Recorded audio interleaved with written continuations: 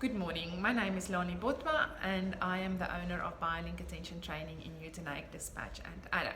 Today I'm going to talk to you about memory.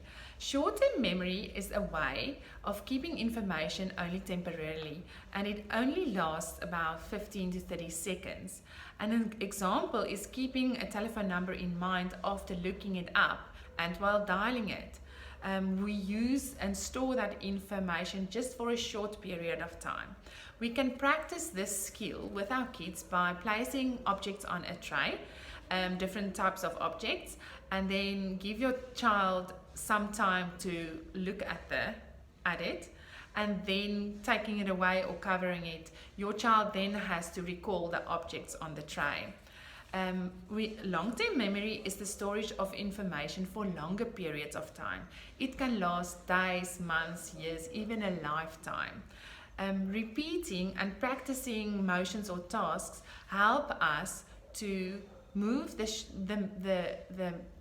information from your short-term memory to your long-term memory and to store it for longer periods of time.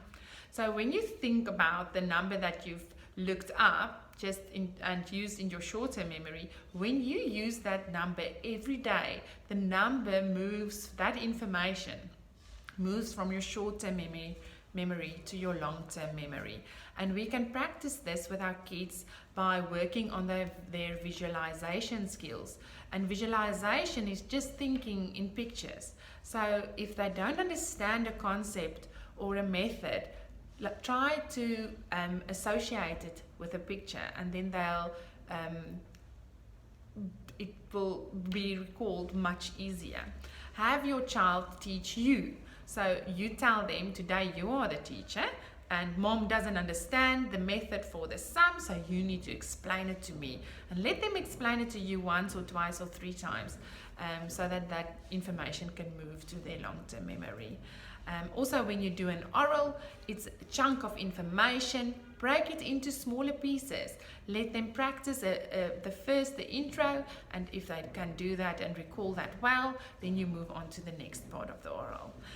Working memory and short-term memory are sometimes confused with each other. Remember, we said that short-term memory is only temporarily. Information is stored temporarily. But with working memory processes and structures the information for a short time. In other words, you use that information to do something over and over again. And kids use working memory to learn and follow direction. When they are taught a method, when they have to do things step by step, that's when we use our working memory. It needs to come naturally after a while. They don't have to think about it. That's working memory.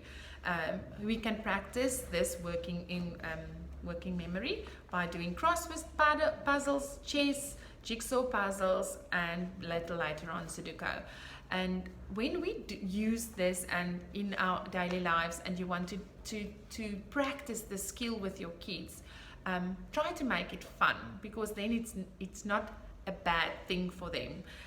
You can do it while you are driving in the car and you name a list of animals, and they have to recall the list in that's a specific order. I hope you have a good day.